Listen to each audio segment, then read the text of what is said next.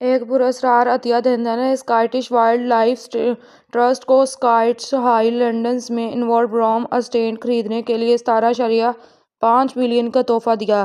یہ بڑے پیمانے پر عطیہ 7,618 ہیکٹر اسٹیٹ کو ایک اہم ریوالڈنگ پروجیکٹ میں تبدیل کر سکتا ہے۔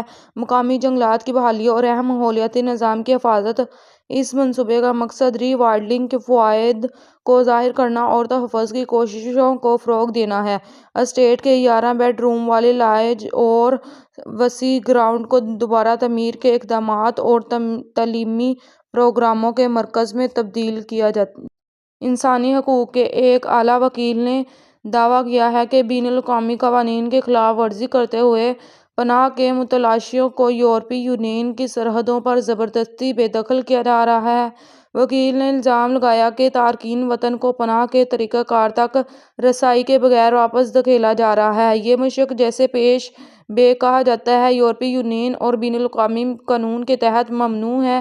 وکیل ان مبینہ انسانی حقوق کی خلاف ورزیوں کی تحقیقات کا مطالبہ کر رہا ہے۔ میں نے صدر زیلنسکی کے ساتھ کنگ چارلس کی ملاقات کے بارے میں تازہ ترین معلومات حاصل کرنے کی کوشش کی، لیکن مجھے تفصیلات نہیں مل سکیں۔ ایسا لگتا ہے کہ صدر کی سربراہی اجلاس میں شرکت کے بعد دونوں رہنماؤں کی ملاقات لندن میں ہوئی تھی۔ اگر آپ مزید معلومات کی تلاش میں ہیں تو آپ فوری لائن تلاش کرنا چاہیں گے۔ اس سے آپ کو ان کی میکٹینی کے بارے میں تازہ ترین اپ ڈیٹس ملنی چاہئیں۔ خفیہ پولیس افسران کے ساتھ تعلقات میں دھوکہ کھانے والی خواتین نے آخرکار اپنے ماضی کے ساتھیوں کے بارے میں تحقیق سے پردہ اٹھا دیا۔ یہ جاسوس پولیس سرگرم کارکنوں کے گروہوں میں گھس جاتے ہیں جو خواتین کی حقیقی شناخت ظاہر کیے بغیر ان کے ساتھ گہرے تعلقات قائم کرتے ہیں۔ دھوکہ دہی سے صدمے کا شکار خواتین نے مل کر افسران کی حرکتوں کو بے نقاب کیا ہے۔ ان کی کوششوں کی وجہ سے پولیس کی خفیہ کارروائیوں کے بارے میں عوامی انکوائری شروع ہوئی ہے۔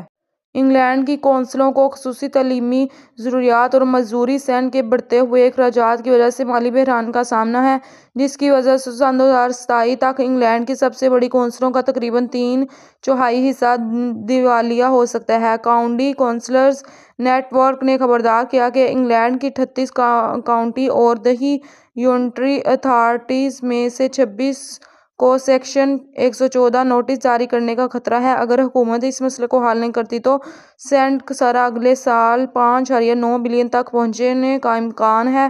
کونسلیں بڑھتی ہوئی طلب اور اخراجات کو سنبھالنے کے لیے جدوجہد کر رہی ہیں۔ یہ مالی دباؤ مقامی خدمات میں شدید کٹوتیوں کا باعث بن سکتا ہے، جو بحران کو بڑھا سکتا ہے۔